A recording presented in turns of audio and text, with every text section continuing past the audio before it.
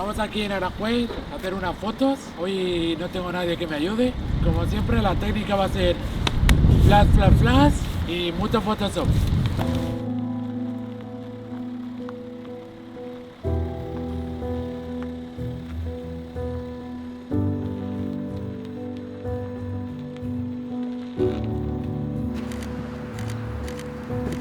Ahora encendemos las luces.